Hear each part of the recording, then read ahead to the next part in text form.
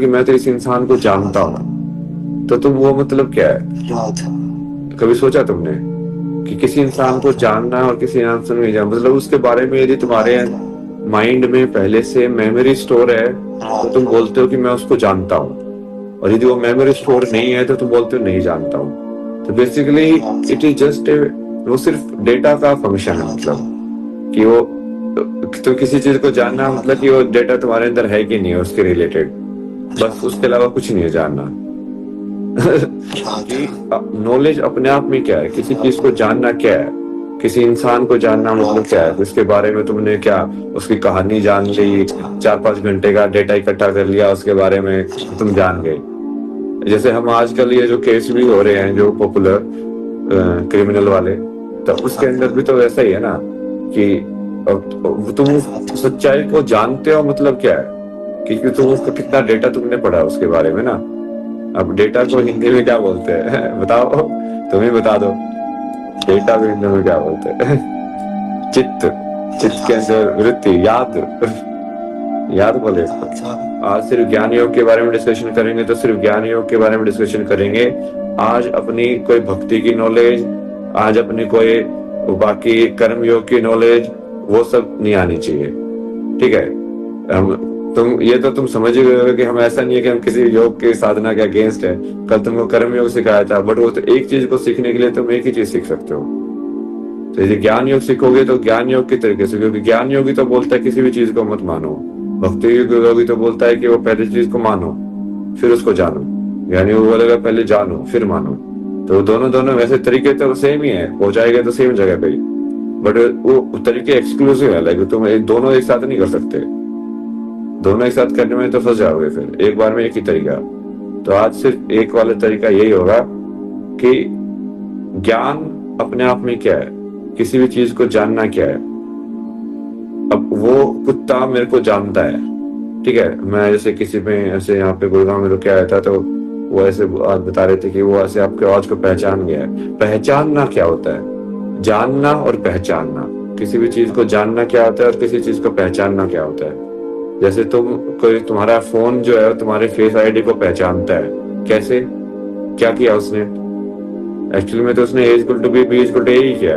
पहले तो उसने वो डेटा को स्टोर किया कि ये एक्चुअली तुम्हारी फेस आईडी है, और जब तुमने फिर से उसको डेटा दिया तो फिर से उसको रिवर्स मैच किया, B = A किया।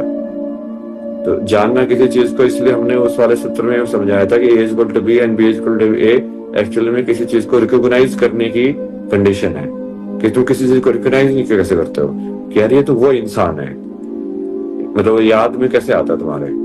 तो आज हम सिर्फ वो ज्ञान को अर्जित करने का जो मेथड है सिर्फ उसके ऊपर फोकस करेंगे।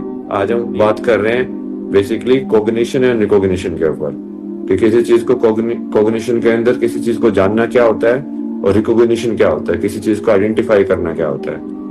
क्योंकि उसी बेसिस के ऊपर हम हर चीज क्रिएट करते हैं यूनिवर्स के अंदर, उसी बेसिस के ऊपर हम पूरा हमारा जो ह्यूमन एक्सपीरियंस है वो क्रिएट हो रहा है। तो आज सिर्फ ज्ञान की बात करेंगे कि हमारा ह्यूमन यंत्र जो है वो काम कैसे हो रहा है। तुम कैसे जानते हो कि ये कुत्ता है? तुम कैसे जानते हो कि ये तुम्हारा बेटा है? तुम कैसे जानते हो कि ये हुआ था? कैसे तुम अपनी माइंड की मेमोरी को एक्सट्रैक्ट करते हो, कंपेयर करते हो? मतलब जो चीज ऑलरेडी नोन है उसको रिकॉग्नाइज, उसको फिर से जानना, वो तो रिकॉग्निशन हो गया।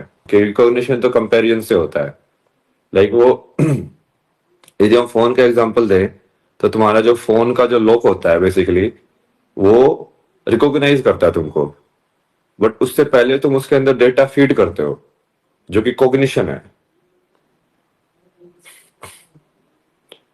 जब वो फर्स्ट टाइप से जब डेटा जो है फीड होता है, कॉग्निशन मतलब, और फिर उसके बाद रिकॉग्निशन होता है ना, कॉग्निशन के बाद ही रिकॉग्निशन हो सकता है, जानने के बाद ही पहचाना जा सकता है।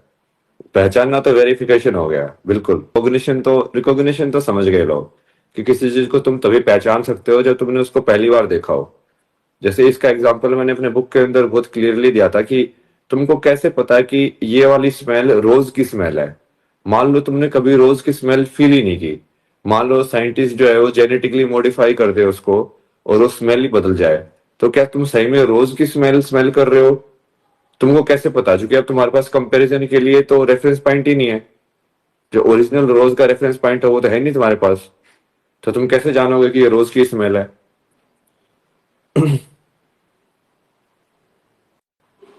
तो पहले वाला जो कॉग्निशन था वो कैसे हुआ? क्या उसके अंदर कोई पैटर्न है? क्या वो एब्सोल्यूट है कॉग्निशन, कि वो रिलेटिव है?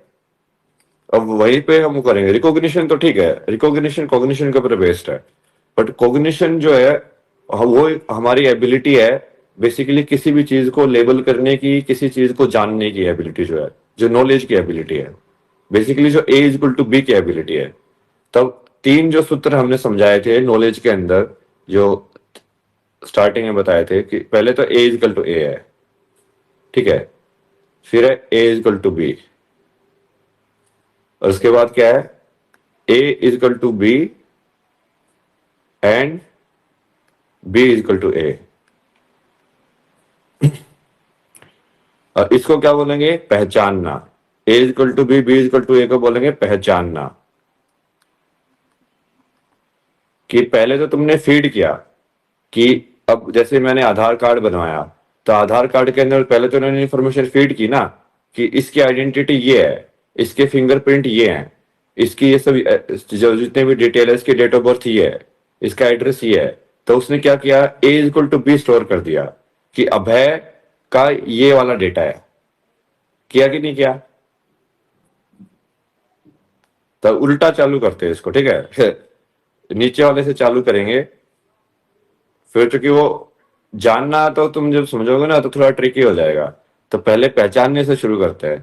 पहचानना, जानना और होना। ए इक्वल टू, ये तो होना हो गया, मतलब वो जानना भी नहीं हुआ वो।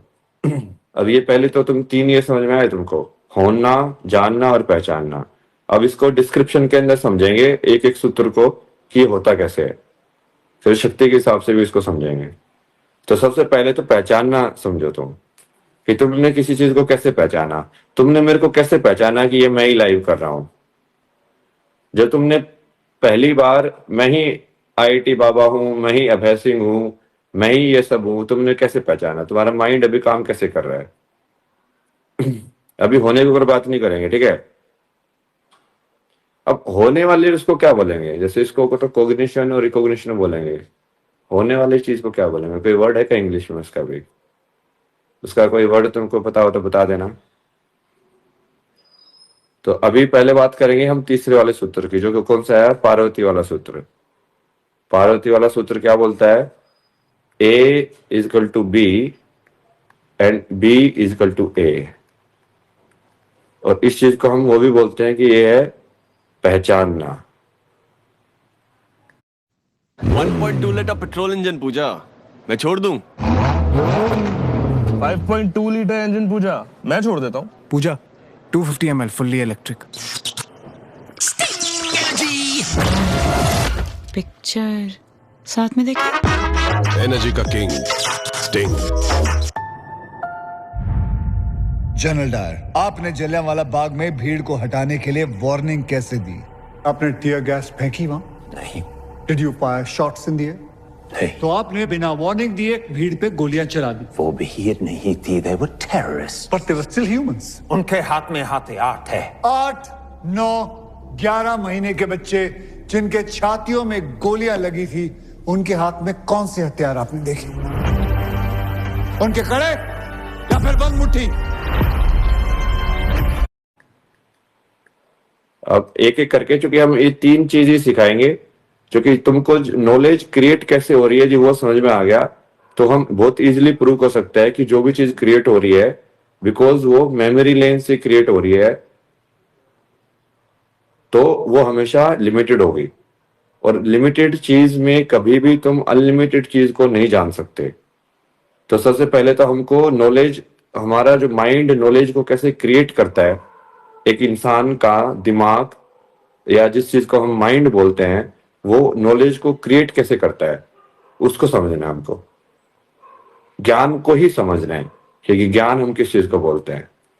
सो अभी हम बात कर रहे हैं तीसरे सूत्र के बारे में, पहचानना, रिकॉग्निशन।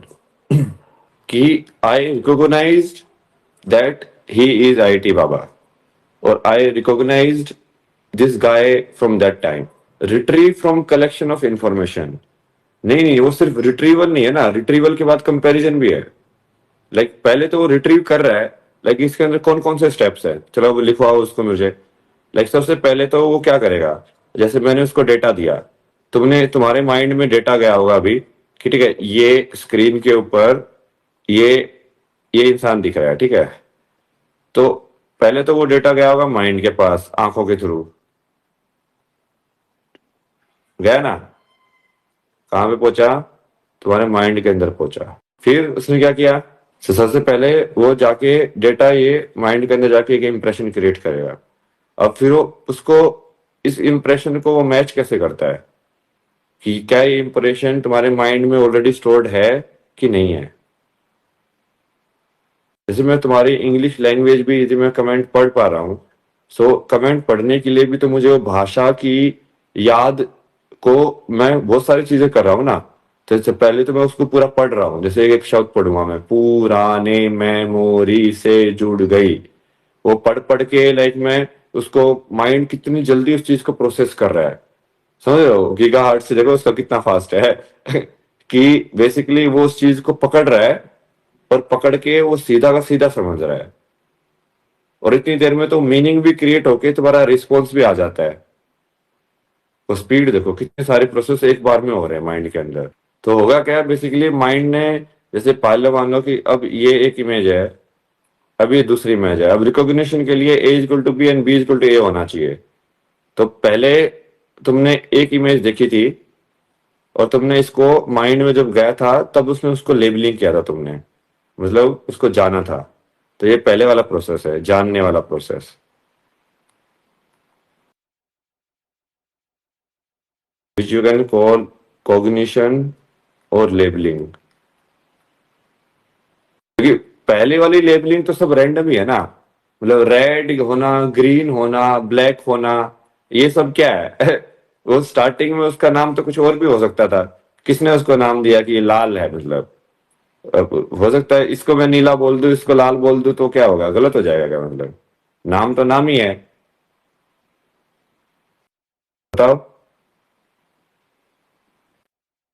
अब इसको मैं बोलने लग जाऊं कि अब इसका टाइटल अगली बार से ये वाली जो चीज है, अब ये ब्लू होगी, इसको नीला बोलेंगे हम और इसको लाल बोलेंगे, तो क्या कोई चीज हिल जाएगी, मतलब, क्योंकि वो तो रैंडम लेबलिंग ही है। तो वो जब पहली बार जब तुमने उस चीज को स्टोर किया तब तुमने उसकी लेबलिंग की ना, मतलब तुमने उसको जाना। तो जानना बेसिकली किसी भी चीज का लेबलिंग ही है।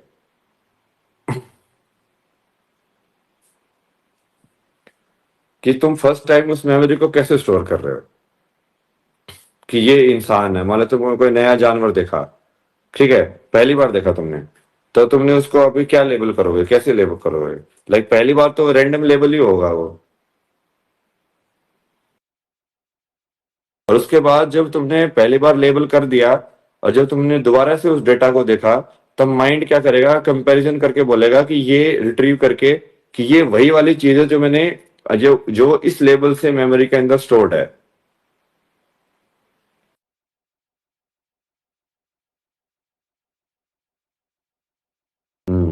जैसे किसी बच्चे को तुम बताते हो कि ये मम्मा मम्मा, अब यदि मम्मा की जगह उसको तुम बोलते, मतलब एक औरत को दिखा के बोलते कि ये पापा है तो वो तो पापा बोलने लग जाता उसको,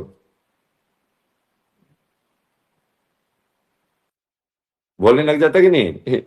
तो वो जो आइडेंटिटीज हैं वो तो बहुत रैंडम है, जो पहले वाली आइडेंटिटीज है कि ये वाला रेड कलर है, ये वाला ब्लू कलर है, ये माँ है, ये पापा है, ये गाय है, ये बैल है, ये पानी है, ये सब जो चीजें हैं बेसिकली उसके जो लेबलिंग है उसमें तो कोई ऐसे सेंस नहीं है ना, वो तो रैंडम लेबलिंग है। तो पहली बार तो हम क्या करते हैं, किसी भी चीज को जानने के लिए सबसे पहले हम लेबलिंग करते हैं। जैसे बचपन में भी तुम ये देखो कि बच्चे को स्टार्टिंग में क्या सिखाया जाता है, पहली दूसरी क्लास के अंदर क्या सिखाया जाता है, like first second third classes के अंदर सिर्फ लेबलिंग ही तो सिखाई जाती है कि देखो ये लाल होता है, ये पीला होता है, ये ऐसा कलर होता है, या फिर उसको जानवरों की फोटो दिखाई जाएंगी, फिर वो बोलेगा कि हाँ देखो ये हाथी होता है, ये चीता होता है, यही कराते हैं ना। मतलब सबसे पहले उसको जब हम सिखाते हैं स्कूल के अंदर, जब जानने की प्रोसेस है, तो उसके अंदर हम क्या करते हैं, उसको लेबल्स की नॉलेज देते हैं। विजुअल से नहीं है, वो सिर्फ विजुअल से नहीं है। विजुअल तो सिर्फ एक सेंस है, आई सेंस, वो हर एक सेंस के अंदर होता है ना। साउंड के अंदर भी है। मान लो तुम म्यूजिक को सीखोगे तो तुमको म्यूजिशियन जो होगा वो तुमको अपने टैग सुनाएगा कि ये वाली जो आवाज है ये बांसुरी की आवाज है। तुमको कैसे पता चलता है कि ये आवाज बांसुरी की आवाज है, ये आवाज गिटार की आवाज है, ये आवाज इस अमिताभ बच्चन की आवाज है, ये आवाज सदगुरु की आवाज है? कैसे पता चला तुम्हें? तो वो सिर्फ जरूरी नहीं है कि वो सिर्फ आई के अंदर हो, विजुअल्स के अंदर हो। वो पांचों सेंस से जो भी डेटा तुम्हारे पास जा रहा है, वो हर डेटा की लेबलिंग होती है कि अब मेरे को ये स्मेल आई, ये स्मेल तो रोज की स्मेल है। अब मेरे को ये वाली आवाज सुनाई दी, ये आवाज तो ये वाली आवाज है। तो जो भी डेटा तुम पांचों इंद्रियों के अंदर ले जाके माइंड तक पहुंच रहा है, तो सबसे पहले तो माइंड क्या करता है, उसकी लेबलिंग करता है। और वो लेबलिंग कराने का जो प्रोसेस है, वो जब हम स्कूल के अंदर उसको पर्टिकुलर तरीके से सिखाते हैं, तो एक स्ट्रक्चर्ड तरीके से उसको लेबलिंग कराते हैं, जो कि हम उस टाइम पे सोचते हैं कि इसको ऐसे बोलना सही है।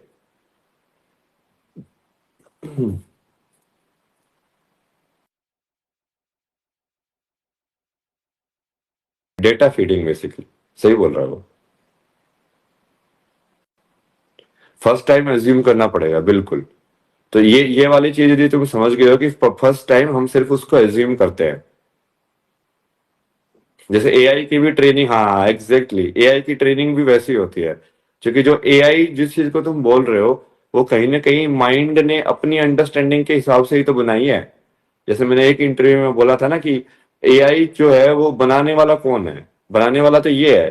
तो वो जैसे काम कर सकता है, तो एआई भी तो उसके अंदर ही सबसेट के अंदर काम कर रही होगी ना। मतलब